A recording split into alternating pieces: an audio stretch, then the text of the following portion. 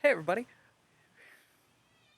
Hey everybody, little late this time, but we are gonna do a pretty informative video, so strap in. But first, there's something I need to do.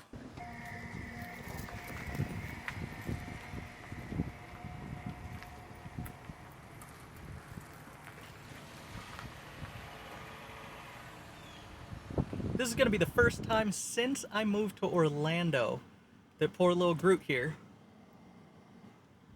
got washed. Let's do this. This is actually really exciting. I haven't been in a car wash basically since I was a kid. I've just washed my car with a hose and stuff and sponges, and here we go. We're just going all on our own. I don't even have to do anything. This is even better.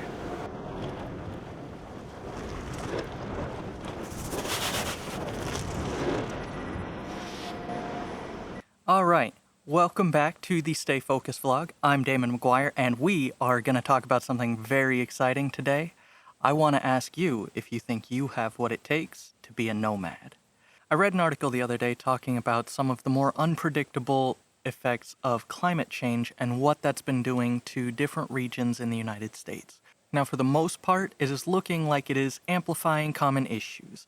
The Southeast has more and bigger hurricanes. The West has bigger and more dangerous fires. Up north, you get snows earlier with polar vortexes coming through. I assume the Midwest is getting droughts and tornadoes. Historically, these are issues that the people in these areas are used to dealing with, but they are coming through in a bigger, more destructive, and more dangerous way. So that got me to thinking about what I could do in the future to potentially have the flexibility to skirt around some of these issues and still maintain a good quality of life. So that got me thinking about the possibility of becoming a digital nomad.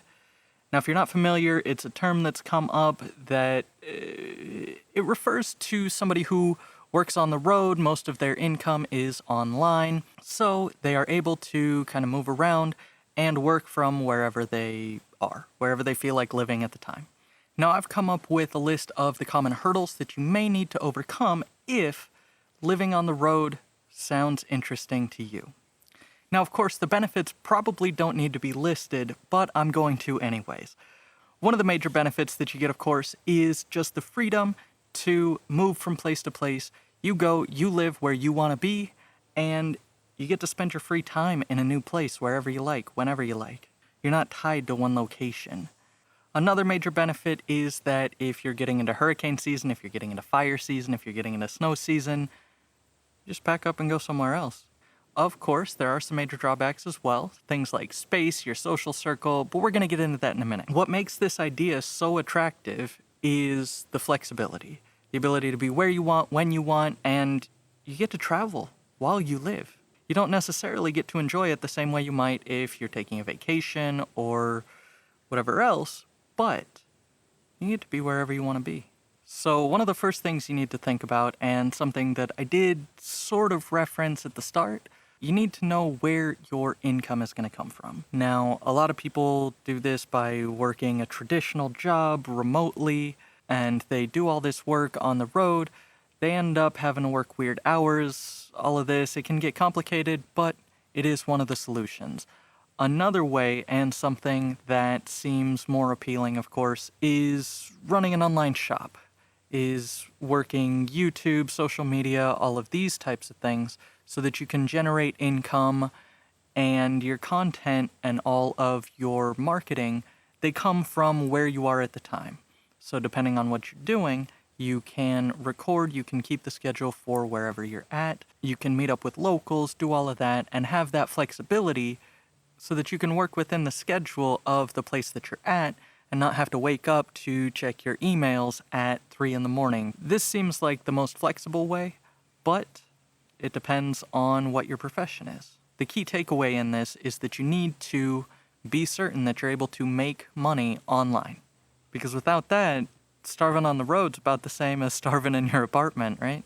Part 2 is actually kind of a sub-point to that. You need to know how you are going to solve the question of internet. Now, of course, you can always stop into a cafe. Almost everywhere has some sort of free Wi-Fi somewhere in a town, but if you're going to be away for a while, or maybe you're going to be on the road, you need to be traveling for a while you do an upload, anything like that, you're going to need to set up some sort of portable internet device. They have pocket internet, like pocket routers, certain services where you can set it up and have effectively like an unlimited mobile hotspot. Now, obviously, this isn't going to be as fast maybe as you would like and all of this, but it should get the job done. I'm going to put some info down in the description, but the description for this video is probably going to be a little meaty, so make sure to check it out so that you can find some of the things that I'm talking about right now. Point 3, something to consider before you go, though not necessarily a hurdle, is what kind of vehicle? Where are you going to sleep? Now, of course, there are a few options. You'll see a lot of times on certain social media channels, you have people doing #van life, and they have those Sprinter vans that have been modified, all of this. There are some other options, though, and I think that which one is best really depends on your needs. Now, if you're not planning to be as mobile as maybe I'm thinking a lot of people might associate with this, you can always travel around to different cities and just find short-term rentals or Airbnbs and just kind of travel on the road like that. You can do the Sprinter van. Those have some benefits in that they are lower profile. They tend to look less like you are camping, which might get you less in trouble for parking in a parking lot overnight or something like that. But what I think is best, most likely for my needs, it gives the most flexibility at the very least, and you can set it up for 60,000-ish, maybe less, if you really try, is some sort of truck and some sort of camper trailer that is equipped with the amenities that you need. You can get like a Ford F-150 and a pretty decent camper trailer. It's got all the basic amenities you need, bathroom, shower, little cooktop, all of that, for around 60, 70,000, and that's an overestimation to give you some room to play with. My point here is that you have a lot of options and you need to figure out which one works best for you. But in my opinion, the truck and trailer gives you the most flexibility, which in the event that you are deciding to go live on the road as a nomad and embrace ambiguity, flexibility is key. I'll link an article down below about certain small trailers that you can find. Our next point here is going to be talking about how to deal with cooking and laundry. Now, of course, there are laundromats in almost any city you go to, and almost every camper trailer truck has some sort of cooking space. That being said, this is still going to factor into your decision making. However, that might not always fit into your plans. One of the things that stood out to me is I might not always want to drive into town to do my laundry.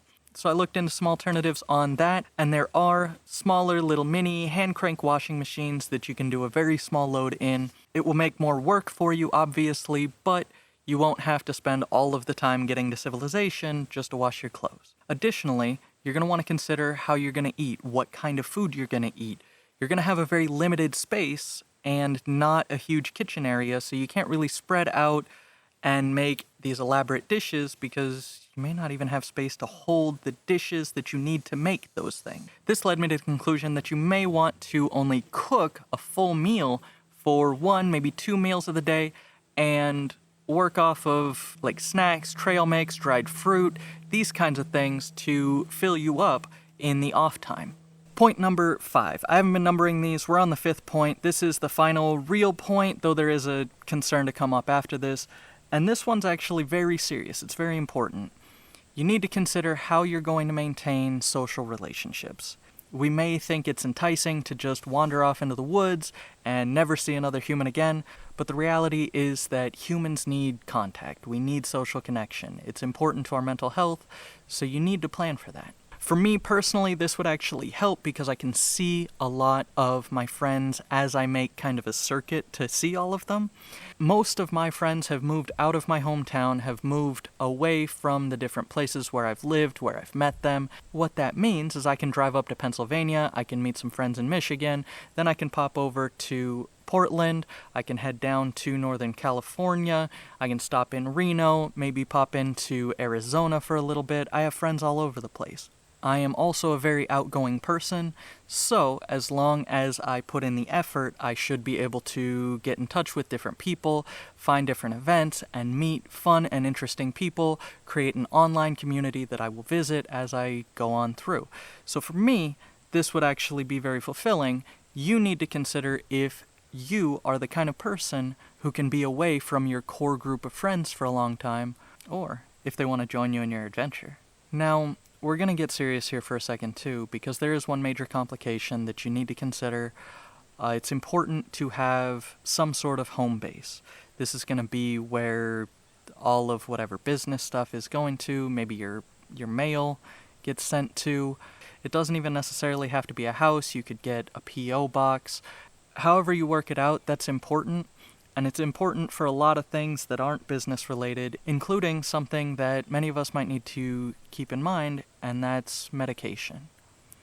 For me, my medication is limited. I can only get it in 1 month supplies. So I would have to personally find out how to get enough to supply me as I made a circuit around the country doing all of these different things. With any luck, it wouldn't be much of an issue for you or me, but it is something to consider and to look into before you go all in on these kinds of decisions. In closing, let me know in the comments what you think of all of this. Do you think it's something that you would be interested in? Do you think it's something that maybe you do 6 months out of the year? Or do you think it's not a life for you? Also below, I'm going to have links to all of the equipment that I use to make my videos. I will have links to some of my favorite healthy snacks, and also the equipment and information that I talked about in this video, such as the low mini washing machine. Anyway, let me know about any other concerns, questions, comments you have down below. Follow me on Instagram or Twitter. Like and subscribe here. And I love you all. I will see you in the next video, and thank you for watching.